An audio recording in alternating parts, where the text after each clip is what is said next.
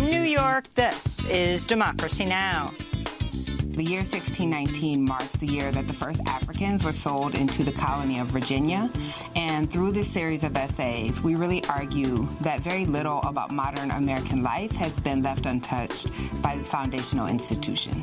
Today, Pulitzer Prize-winning journalist Nicole Hannah-Jones on her new book, The 1619 Project, based on the groundbreaking New York Times series about the legacy of slavery in the United States. We'll talk about the project as well as right-wing attacks on her and efforts to ban the teaching of the 1619 Project and critical race theory. I realized that that date was foundational, and yet no one had ever thought to teach us that date. And it really symbolized to me both how long Black people had been in this country, how foundational slavery was to America, and also the power of erasure, about who gets to decide what dates and what stories are important and what dates and what stories get left out. Nicole Hannah-Jones will join us from her home state of Iowa, where she's taking part in a homecoming event in Waterloo tonight with the high school teacher who first introduced her to the date 1619 as the year a ship carrying enslaved people first arrived in what's now the United States. All that and more coming up.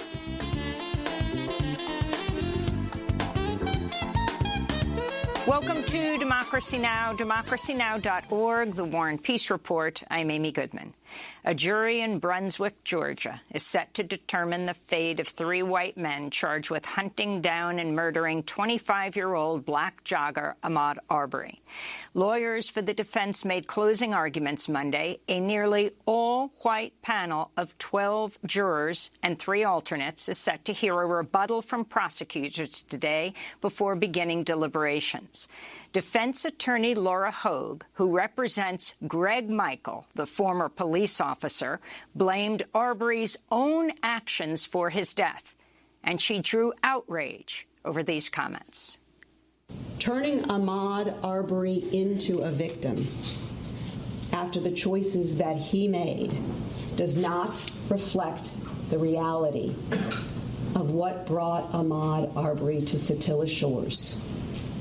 In his khaki shorts, with no socks to cover his long, dirty toenails. Hogue's comment drew audible gasps from the courtroom. Ahmaud Arbery's mother, Wanda Cooper Jones, was so upset she got up and briefly left the trial. She later condemned Hogue's remarks. She described Ahmaud as his long legs and his dirty, long toenails. That was just beyond rude. Regardless of what kind of toenails he had, what size legs he had, that was still my son. And my son actually was running for his life. Taken together, Gregory McMichael, his son Travis McMichael, and William Bryan face 9 counts that could see each of them sentenced to life in prison. In Yemen, the Saudi-led military coalition has launched air raids on the capital, Sana'a, with reports of massive explosions in Sana'a's northern neighborhoods. Saudi officials said they targeted Houthi military sites in retaliation for the rebel group's drone attacks Saturday on sites in Saudi Arabia, including a major oil hub in Jeddah. The latest violence comes after thousands of people marched through the streets of Sana'a on Monday, protesting U.S. support for the Saudi-led military coalition. We, the Yemeni people, took to the streets today to denounce the military escalation carried out by America, the economic blockade, and the continuation of aggression. We had thought that when Joe Biden took office, he would keep his promises on stopping the war in Yemen and open the airport in Sana'a. It turned out that all that talk was a lie. In Washington, D.C., a bipartisan group of senators has introduced a bill that would block the Biden administration's planned sale of $650 million worth of weapons to Saudi Arabia. Republicans Rand Paul and Mike Lee joined independent Senator Bernie Sanders as co-sponsors. In a statement, Senator Paul said, quote, "By participating in this sale, we would not only be rewarding reprehensible behavior, but also exacerbating a humanitarian crisis in Yemen," unquote. The United Nations warns the Saudi-led invasion of Yemen and naval blockade has led to the worst humanitarian disaster in half a century, with millions displaced and a step away from starvation. U.S. coronavirus infections and hospitalizations are continuing to rise, even as COVID-19 continues to claim more than 1,000 lives per day. Cases among children are up 32% from 2 weeks ago, representing about a quarter of all U.S. infections. On Monday, top infectious disease expert Dr. Anthony Fauci called on everyone 5 and older to get vaccinated, warning the Thanksgiving holiday could trigger a dangerous winter surge unless people take measures now to slow the spread of coronavirus. Meanwhile, the White House said Monday 95% of federal workers have met a vaccine mandate covering 3.5 million U.S. government employees. And the CDC added Germany and Denmark to a list of high-risk destinations amidst a massive surge of COVID cases across most of Europe. In occupied East Jerusalem, Israeli soldiers shot dead a Palestinian man after he killed an Israeli settler and wounded 3 others Sunday. The confrontation took place in the Al-Aqsa Mosque compound, the site of recent attacks from Israeli police. In a statement, Hamas said the Palestinian man was politically affiliated with the armed resistance movement in the Gaza Strip. Israeli forces immediately raided the refugee camp where he lived in retaliation and arrested several of his family members, including his daughter. In El Salvador, President Nayib Bukele has announced plans to build the world's first Bitcoin city in the eastern coastal region of La Union. Bukele said the city would be financed by cryptocurrency bonds and would harness geothermal power from a volcano. Many opponents say a Bitcoin city would likely lead to further displacement and other catastrophic impacts on local communities. This is Salvador's president speaking Sunday. It's going to be right there in the Fonsecan Gulf, and it's going to include everything: residential areas, commercial areas, services, museums, entertainment, bars, restaurants, airport, port, rail, everything devoted to Bitcoin. Bukele's announcement comes despite massive opposition to Bitcoin in El Salvador, which is also the first country in the world to declare the cryptocurrency as legal tender. Meanwhile, several civil society groups critical of Bukele's government were raided by the Salvadoran National Police Monday.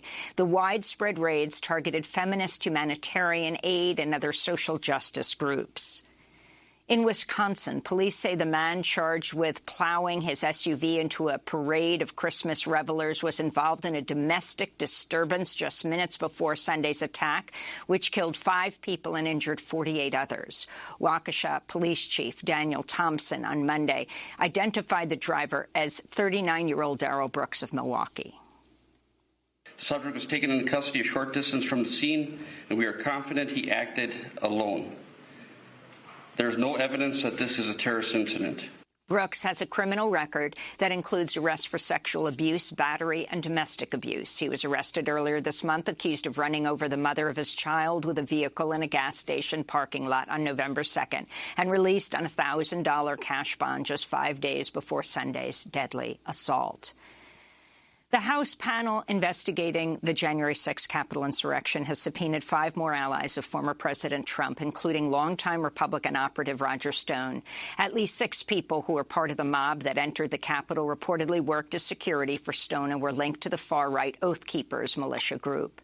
Also subpoenaed was Alex Jones, the far-right conspiracy theorist and InfoWars host. This month, Jones was found liable for damages in lawsuits brought by families of the 20 children killed in the Sandy Hook Elementary School massacre. For years, Jones spread false reports that the shooting was a government hoax and the victims' families were paid actors, resulting in online harassment and death threats for Sandy Hook families.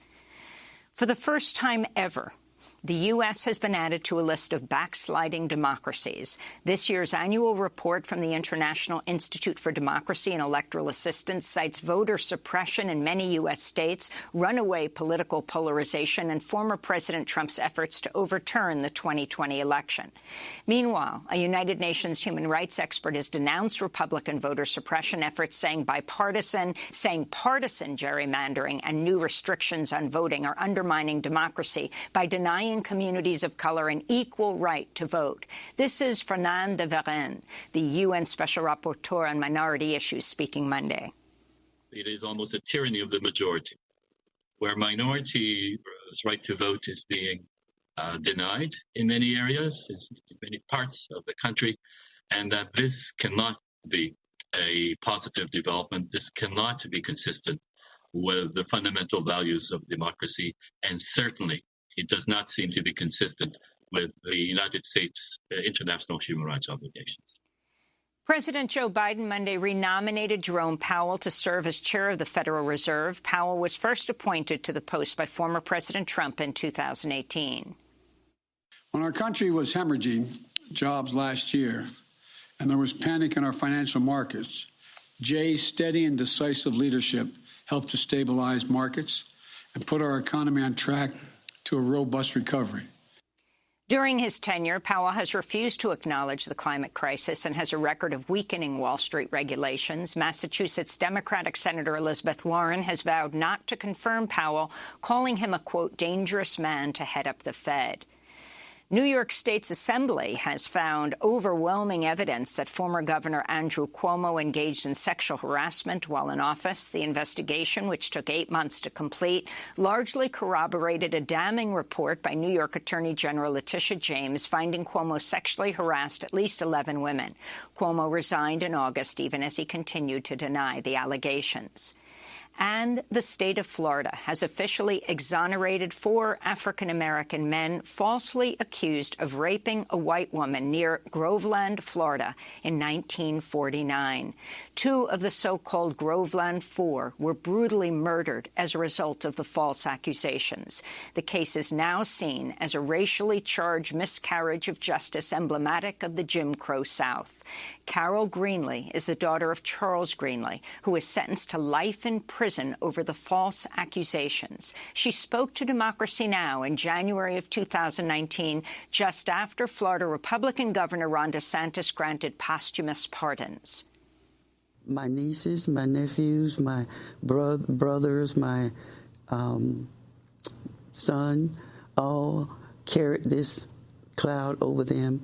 It has lifted that cloud from being carried by innocent children, innocent family members, and I feel that a chain has been broken. It felt like the door of justice swung open and the nightmare ended of torture, waking up in night to the pain of what had happened to my father.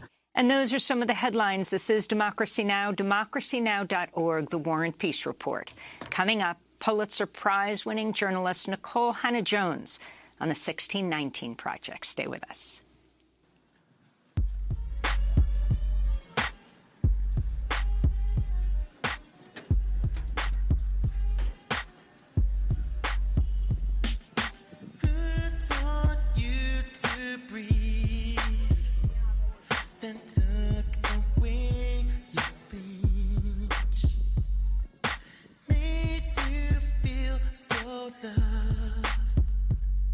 Then shook your hand with gloves. You watched her pass away. The words she said were faint. Closed our eyes for a while. I still see some smile. Can you see it in my face?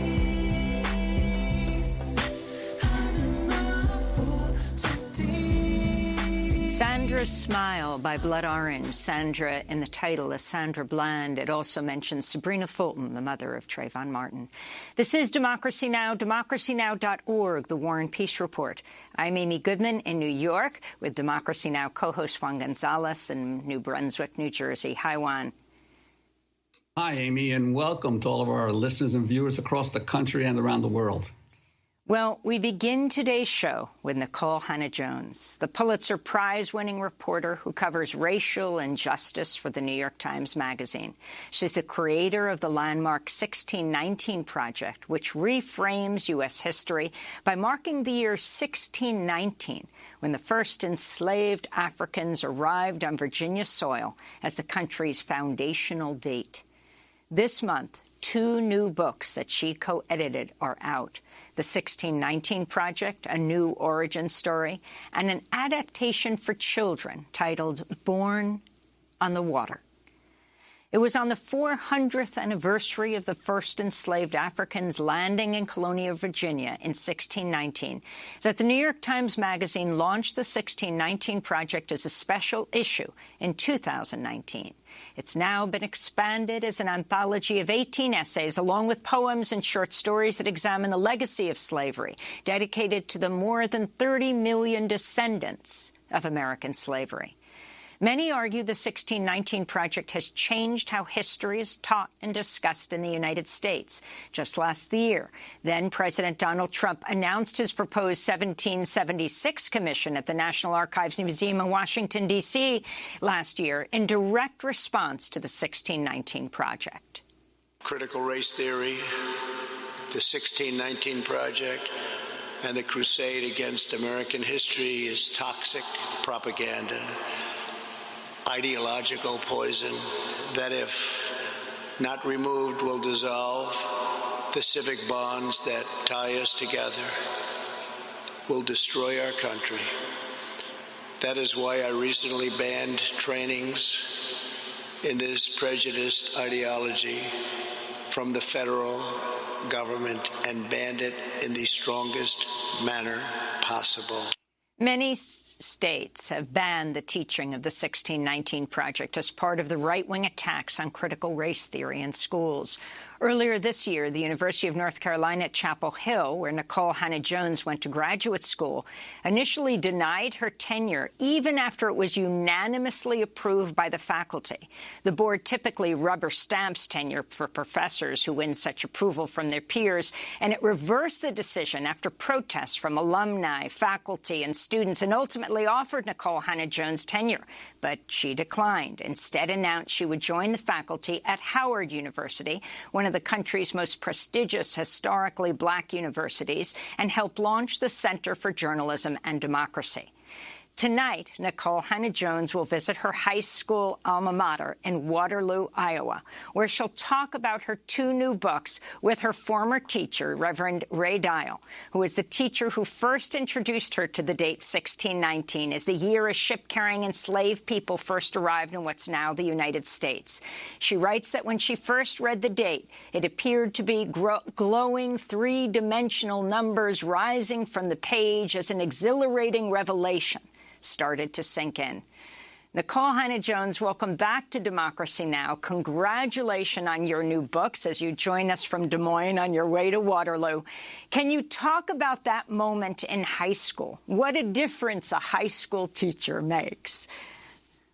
Yes, absolutely. Thank you for having me on. Mr. Ray Dow is the teacher who changed my life. He's the teacher who both introduced me to how vast Black history was, even though we hadn't been taught hardly any of it.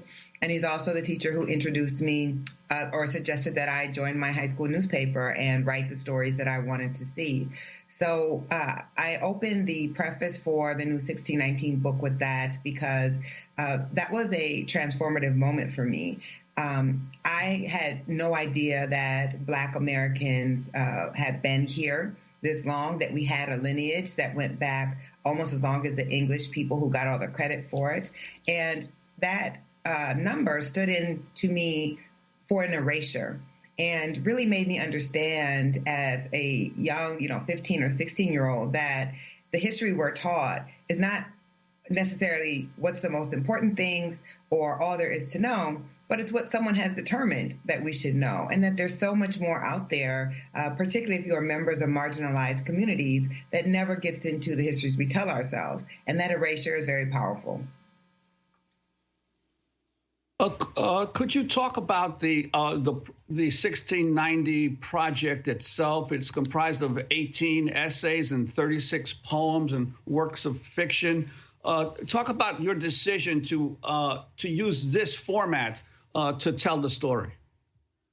Yes. So the 1619 Project, A New Origin Story, the book, is an expanded version of the original project that published in August of 2019. So all of the original essays that were in that first project have all been significantly expanded. And then we've added 8 additional essays written by a range of some of the nation's most renowned historians, from Dr. Carol Anderson to Martha Jones to Dr. Dorothy Roberts, Dr. Martha Jones, sorry. And they're covering a range of subject areas such as Indian removal and settler colonialism, citizenship, the creation of race, the Second Amendment. And so it's really giving an even broader understanding of how the legacy of slavery shapes our modern society. And then in addition to that, we've also doubled the poetry and short fiction that was in the original project in what we call a literary timeline. So we ask some of the great American writers to reimagine all of these periods in American history involving Black people and race, and to write them from a Black perspective. And it's actually one of the most profound and powerful parts of the book. And then the third aspect of the book are these archival photos that launch every essay. So the photos are of regular Black people, not famous people, through time, from the beginning of photography all the way until, a couple years ago. And it's a way of forcing the reader to pause and consider the humanity of these 31 million descendants of American slavery, to really focus that everything that you're going to read about, all of the brutality, all of the horrors, all the violence, but also all of the resilience, all the love, happened to real people. So I think that the format is it's beautiful and it's powerful, and people I hope will get a great deal from it. And at the core of the book is an attempt, obviously, to link the past to the present. Could you talk about how we continue to see the legacy of slavery in current U.S. institutions, whether it's the government itself, or the education, housing? Absolutely. So the entire premise of the 1619 Project is that the legacy of slavery was not banished along with the institution of slavery in 1865, that slavery is one of the oldest institutions in our society. The English settled Jamestown in 1607. And by 1619, just 12 years later, they're engaging in African slavery. So that is 150 years before they even decide that they want to become their own country. And that slavery shaped everything, nearly everything, about the country that would ultimately be established. So, for instance, we have an essay on citizenship, which talks about the 14th Amendment and how the reason that we have birthright citizenship in the United States, where every person born on this soil is an automatic citizenship, is because Black Americans generationally were not citizens of this country, even though they were born here. And after the end of slavery, they pushed very hard for a constitutional amendment that would guarantee them citizenship and all people born on the soil citizenship. So we can thank Black Americans for that. It talks about the creation of race and how these ideas of an inherent race and that one race is superior to another, and the fact that on every single form that we have for the government, we have to choose a race, including our birth certificate, our marriage certificate, our death certificate, that is also a legacy of 1619. We have an article that talks about the Second Amendment. That's by Dr. Carol Anderson out of Emory, and really argues that our obsession with guns, we have more guns than almost any society in the world. And we have the highest rates of gun violence. And that is also a legacy of slavery, that the Second Amendment, while we like to think of it as being allowing citizens to form militias to ward off government tyranny, it also was allowing them to form militias to suppress slave rebellions, because enslaved people were constantly rebelling. And it looks at why someone like Philando Castile in Minneapolis, who is a legal gun carrier, can be killed for carrying a gun, and whether or not Black people really do have a right to bear arms in this nation. So every single essay in the book really makes this modern connections. And what we hope is slavery has influenced our society in so many ways, but we've really invisibilized that. We've lost that connection and understanding. And what I argue for the project is the narrative of 1776 does not explain the insurrection on the Capitol in January. It doesn't explain George Floyd and why a white police officer could feel that he could kill a man in front of witnesses and would not have to worry about facing any consequences. And it certainly doesn't explain why we have a political party right now that is trying to instate minority rule. That is the legacy of 1619. Nicole, your work has become the target of right-wing backlash. Last year, the Trump administration threatened to pull federal funding from schools that use the 1619 Project in their curriculum. Tennessee's Education Commissioner, Penny Schwinn, recently signed an emergency measure to regulate the topic of race and gender in classrooms that includes financial penalties for educators who violate the law. This is after Tennessee's Republican governor signed a law prohibiting critical race theory from being taught in the state's schools.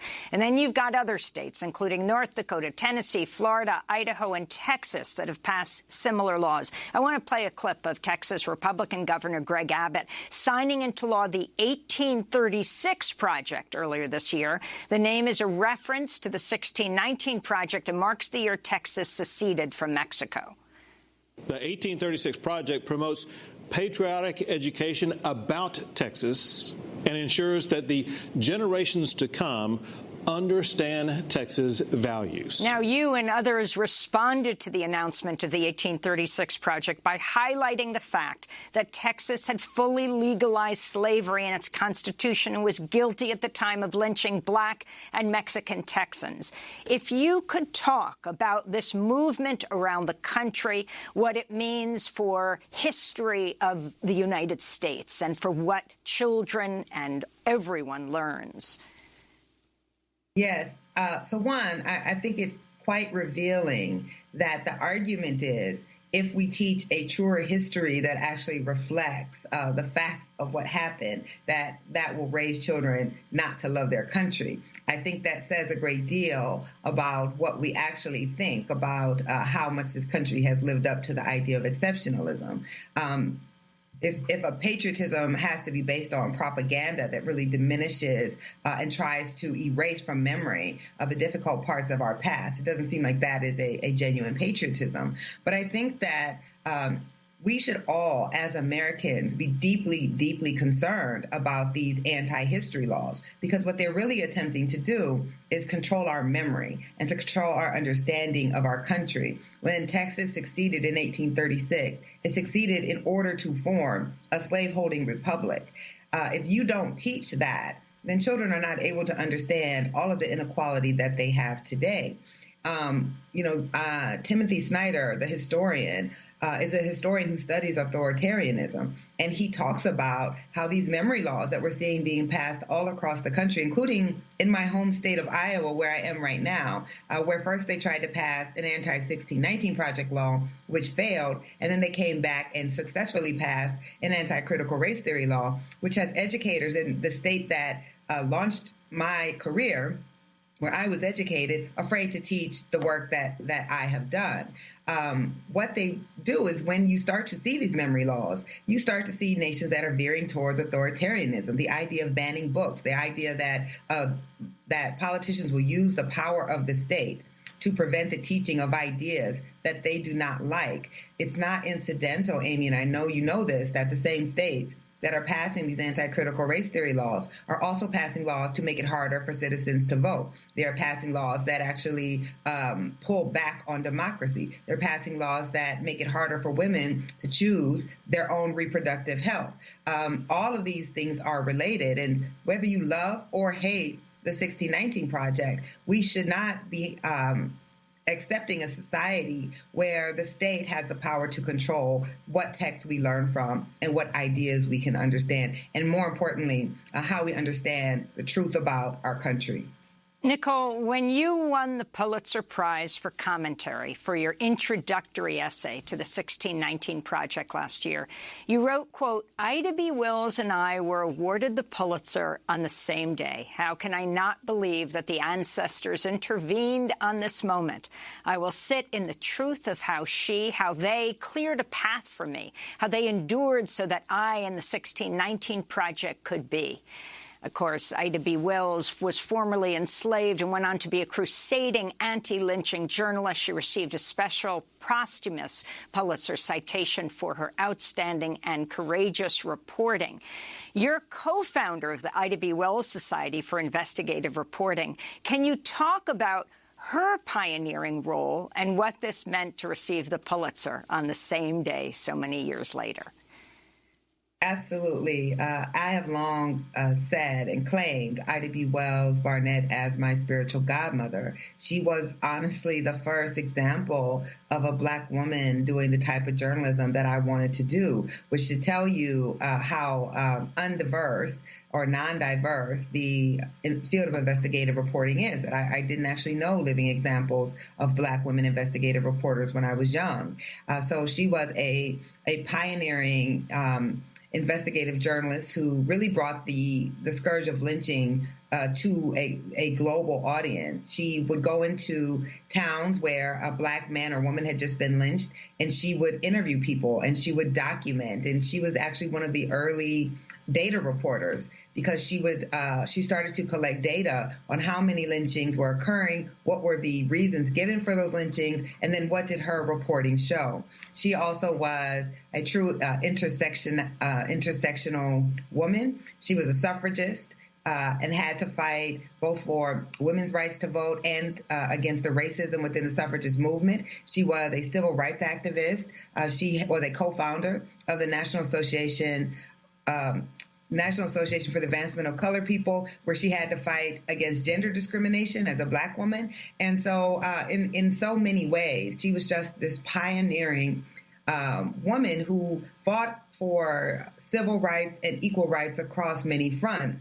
And she was a woman who was largely reviled by white media. And I have in my Twitter bio that I'm a slanderous and nasty-minded mulattress, because that's what the New York Times, where I work, called Ida B. Wells while she was engaging in her anti-lynching crusade. So I take great strength from knowing that the attacks on me and the attacks on my work are really just part of a lineage of what happens when Black women and Black women journalists dare to challenge power and challenge authority. So to receive the acknowledgement for this work about the Black experience on the same day that Ida B. Wells Barnett, who like so many Black journalists never received the acknowledgement that they deserved, was just deeply gratifying, because I do my work in service of them.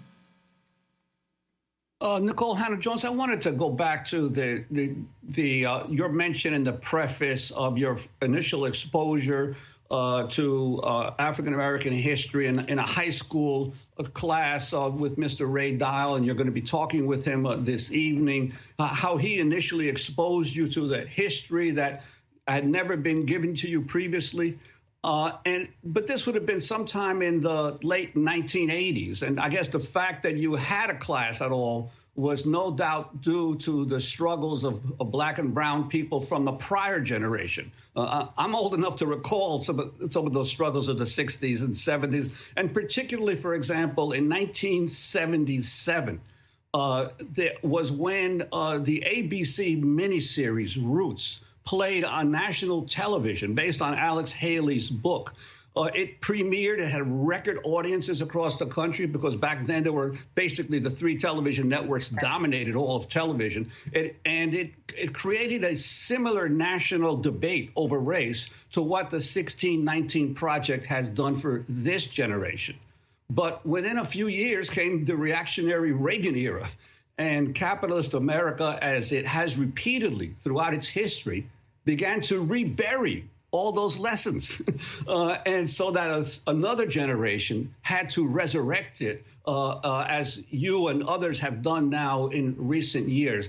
I'm wondering how you feel that this time will be different in terms of not reburying this history in another few years.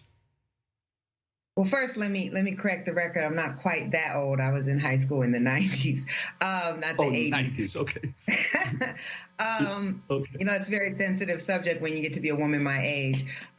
So I think that there are a couple of differences. I mean, well, one, let me say, clearly we are in a moment of backlash right now. So we know that there were the textbook wars in the 80s, that Reagan really tried to do some similar things to what we're seeing now, that there was a conservative backlash against the teaching of more inclusive and honest histories. And we're seeing that, you know, as we speak. This is what we're talking about. We're seeing a wave of laws, like actual laws across the country, that are trying to censor how we can talk about racial inequality and the history of racism, and really the histories of people who are not white in general. So I think we have to be very concerned about the echoes of history and what that means, because otherwise we just are going to have to keep relitigating this past again and again,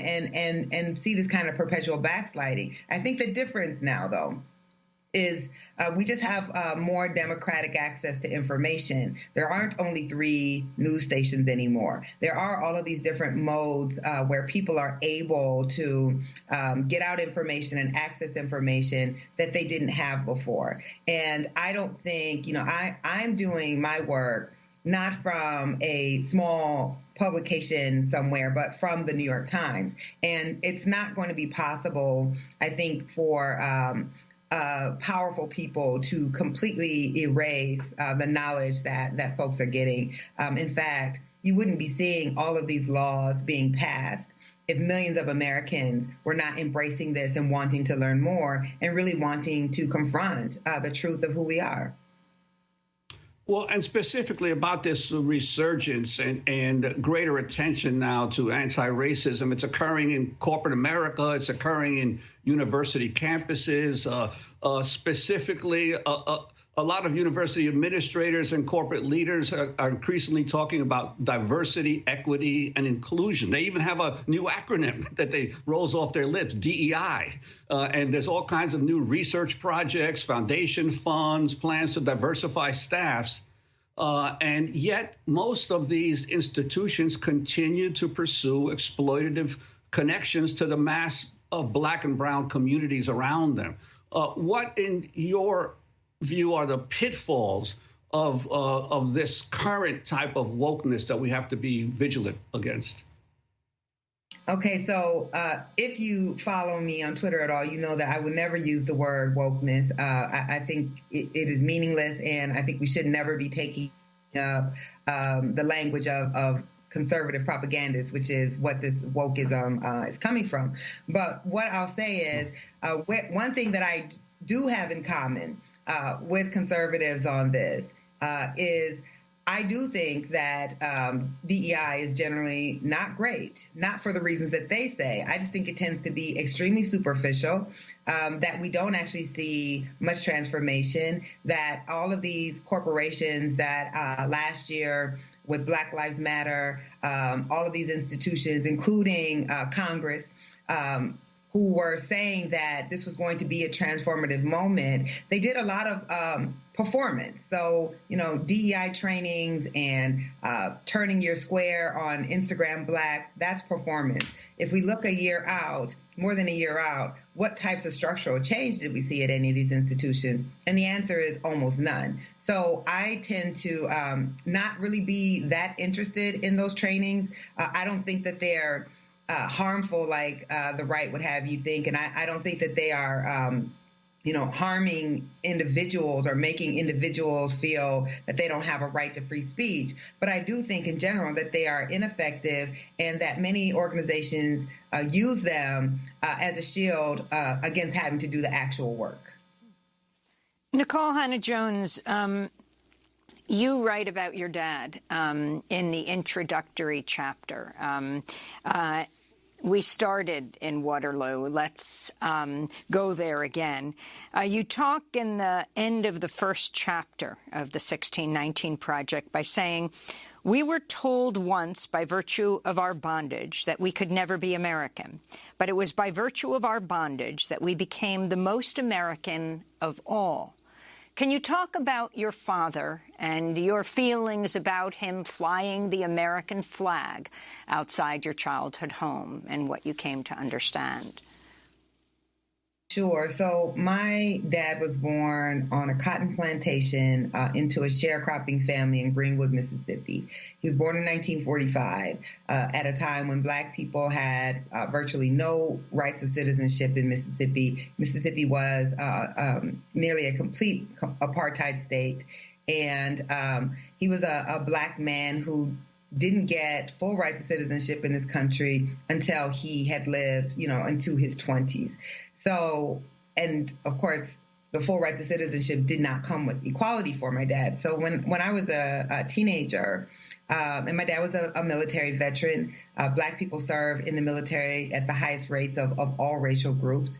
And he was very proud of his service, and he flew a flag in our front yard. The flagpole is probably 15 feet, but in my mind, it was 100 feet tall. And I didn't understand why this Black man who had lived the life that he lived would display his patriotism so outwardly. It seemed to me almost demeaning to do that, to show such outward pride in a country that had never treated him with basic dignity.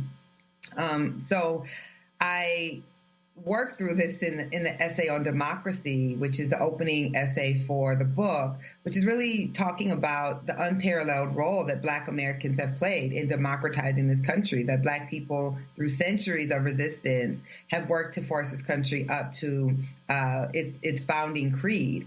And I came to understand that my dad's pride was not in that kind of performative flag pin wearing patriotism that says America is exceptional and America is the greatest nation in the world. But it was a pride in saying our ancestors built so much of what made this country prosperous. Our ancestors' blood is in this soil. Our ancestors have fought in every war this country has waged, and our ancestors are the reason we have the semblance of democracy that we have, and no one has the right to take that heritage from us. And it goes back to that line that you just read.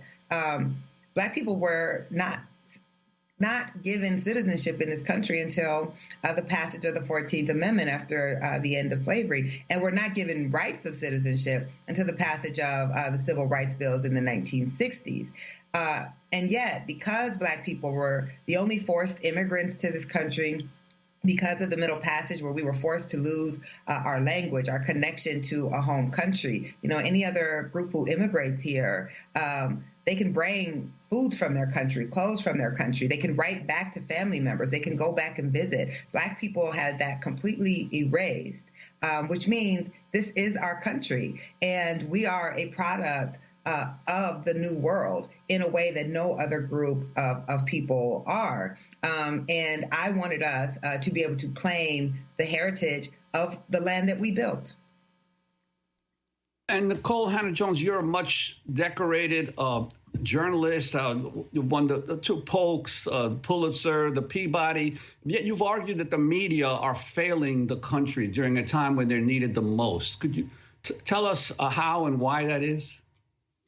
Yes, this program is called Democracy Now! And I think our democracy is in danger.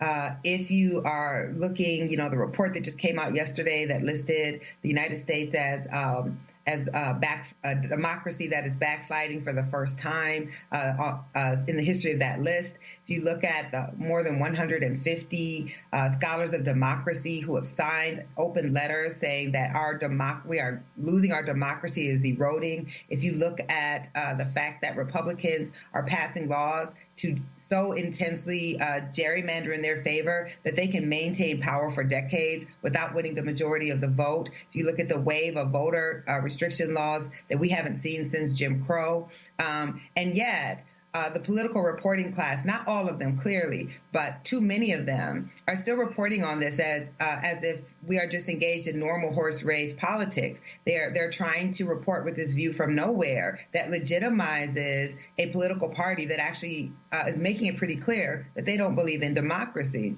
And I'm very concerned about that. I as a Black journalist, as a journalist who comes from the tradition of journalism that couldn't pretend to be objective and couldn't pretend that all of our institutions will hold in the face of authoritarianism, I think that we are ill prepared for the moment that we're in. I think too many political reporters just have too much faith in our political systems, and there's no evidence to back up that faith. So I just hope that before it's too late, enough of us get an understanding that we can't cover what's happening in our country right now as politics as usual, and you can't dismiss all of these scholars of authoritarianism who are raising the alarm. We've got to do better. We know that reporting the press is the firewall of our democracy, and I don't think the firewall is holding right now. As we wrap up, I wanted to ask you about this moment that you're talking about. You've got the inquiry into the riot, the insurrection of January 6th being led by a House panel. And you've got the three trials. The Rittenhouse trial that just wrapped up, not guilty on all counts for Kyle Rittenhouse, who killed two people and critically wounded a third. You've got the Charlottesville white supremacy trial, and you've got that jury in Brunswick, Georgia now that's determining the fate of three white men, including a former police officer, a Georgia DA indicted for protecting him. But these three white men charged with hunting down and murdering 25-year-old Ahmaud Arbery. So we're in the closing arguments now, and a nearly all-white panel of 12 jurors and 3 alternates are hearing the rebuttal from prosecutors today. Yesterday, the defense attorney, Laura Hogue, who represents Greg McMichael, the former cop, blamed Arbery's own actions for his death. This is what she said. Turning Ahmaud Arbery into a victim after the choices that he made does not reflect the reality of what brought Ahmaud Arbery to Satilla Shores in his khaki shorts with no socks to cover his long, dirty toenails. That drew a gasp from the courtroom. Ahmaud's mother, Wanda Cooper Jones, left the courtroom briefly. Can you comment on what she has said and what these trials are about? You know, that was, even for someone who doesn't tend to get shocked by the way that Black Americans can be dehumanized in the legal system and in society at large, that was just a shocking moment.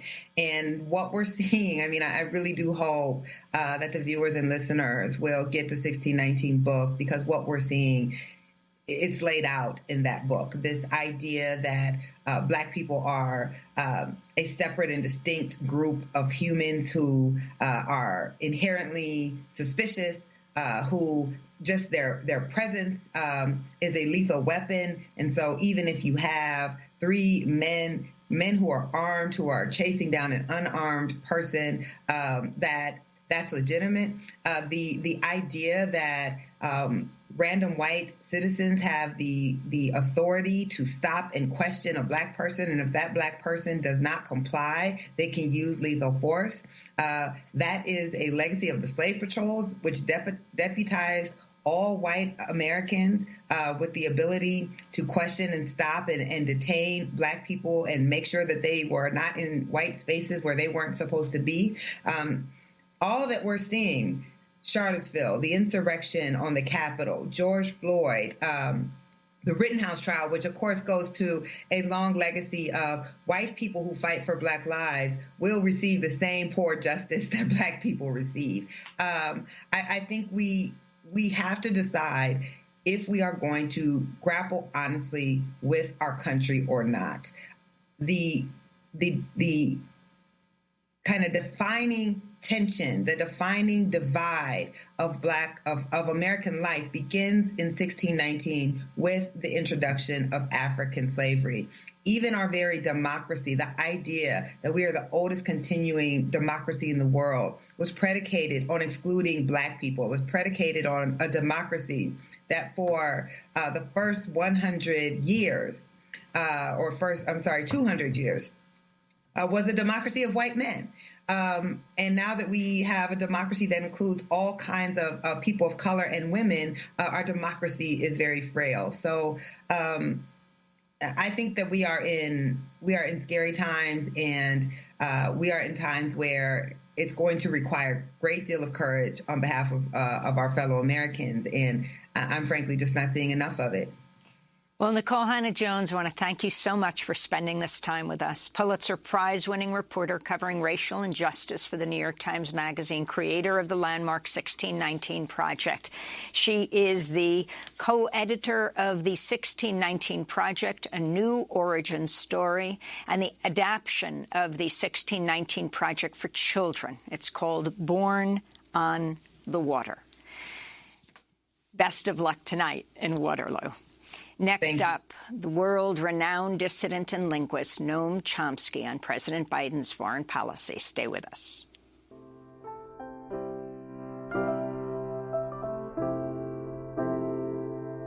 And it feels like I was born to be free, flying higher.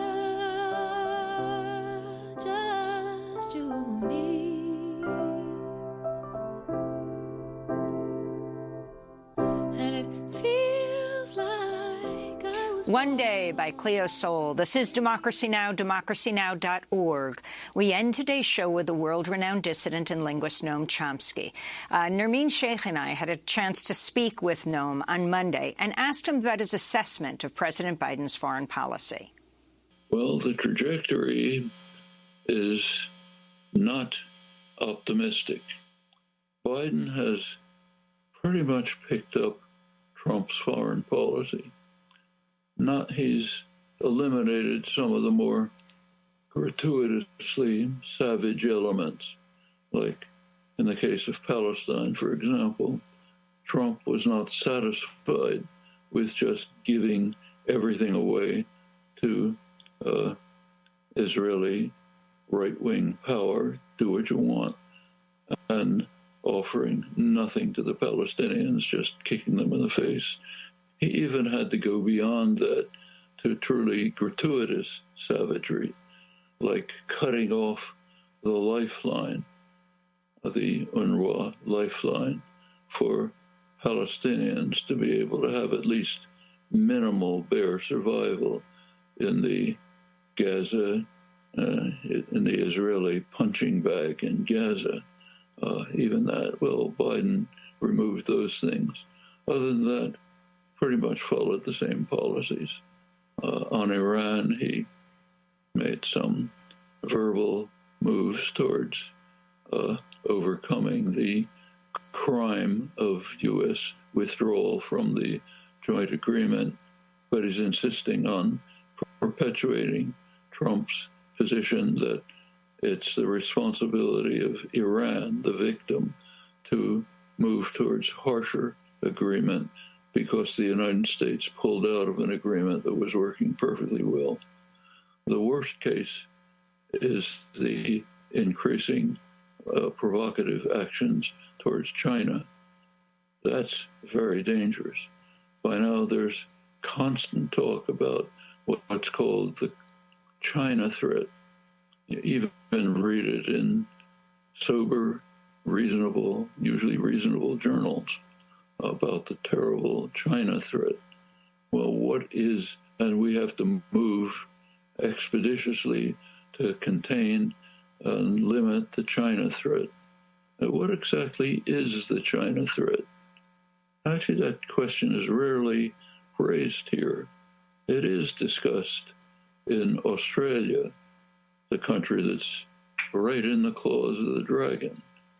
So recently, the distinguished statesman, former Prime Minister Paul Keating, did have an essay in the Australian press about the China threat.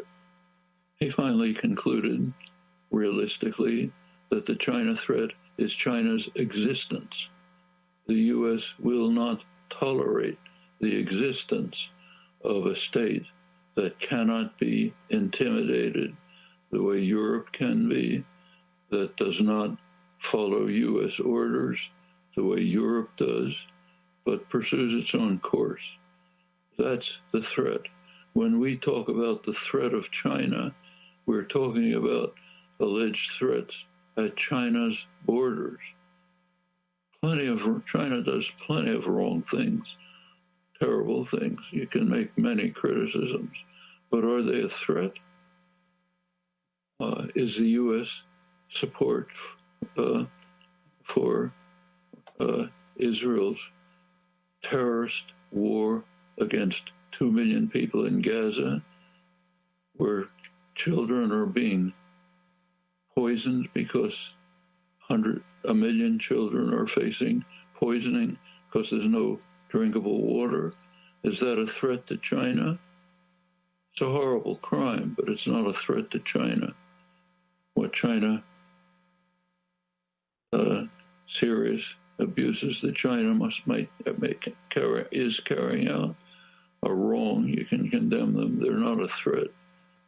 Right at the same time, as Keating's article, Australia's leading military correspondent, Brian Toohey, highly knowledgeable, did an assessment of the relative military power of China and in their own region of China and the United States and its allies, Japan and Australia. It's laughable. One U.S. submarine, Trident submarine, now being replaced by even more lethal ones. One U.S. submarine can destroy almost 200 cities anywhere in the world with its nuclear weapons. China, in the South China Sea, has 4 old, noisy submarines, which can't even get out because they're contained by superior U.S. and Allied force. And in the face of this, the United States is sending a fleet of nuclear submarines to Australia. That's the AUKUS deal, Australia, UK, United States, which have no strategic purpose whatsoever. They will not even be in operation for 15 years, but they do incite China almost certainly to build up its lagging military forces, increasing the level of confrontation. There are problems in the South China Sea. They can be met with diplomacy and negotiations. The regional powers taking the lead could go into the details. But the right measure is not increasing provocation, increasing the threat of an accidental development which could lead to devastating, even virtually terminal nuclear war. But that's the direction the Biden administration is following. Expansion of the Trump programs. That's the core of their foreign policy programs. World-renowned dissident author Professor Noam Chomsky. He'll be joining us on our 25th anniversary online celebration December 7th at 8 p.m. Eastern Time with Greta Thunberg, Angela Davis, Arundhati Roy Martinez, Spada, Winona LaDuke, and more. Visit democracynow.org for details. And that does it for our show. The warmest of congratulations to Chirina Nadura and Hector Rios on the birth of Amihan Rios Nadura. Amihan, welcome to the world. I'm Amy Goodman. Thanks for joining us.